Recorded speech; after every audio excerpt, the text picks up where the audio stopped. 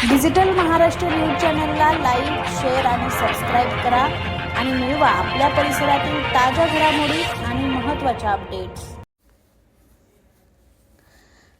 महाशिवरात्रीच्या पावन पर्वानिमित्त कल्याण लोकसभा मतदारसंघाचे खासदार डॉक्टर श्रीकांत शिंदे यांनी अंबरनाथ येथील प्राचीन शिवमंदिर येथे जाऊन भगवान महादेवाचे दर्शन घेतले। यावेळी त्यांनी विधिवत पूजा अर्चा करत राज्यातील नागरिकांच्या सुख समृद्धीसाठी तसेच मतदारसंघाच्या विकासासाठी प्रार्थना केली।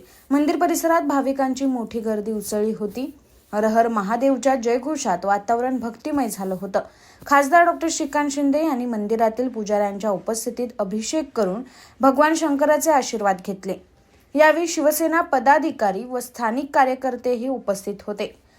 महाशिवरात्रीच्या निमित्ताने त्यांनी सर्व नागरिकांना शुभेच्छा देत सामाजिक ऐक्य व विकासासाठी सर्वांनी एकत्र काम करण्याचे आवाहन केले। या प्रसंगी उल्हासनगरचे महापौर अश्विनी निकम या सुद्धा उपस्थित होत्या। या महाशिवरात्रीच्या खूप खूप शुभेच्छा देतो। आज आपण अंबरनाथमध्ये प्राचीन शिवमंदिरामध्ये आहोत। 1000 वर्ष जुनं हे शिवमंदिर आहे आणि आज तिथे मनोभावे दर्शन घेऊन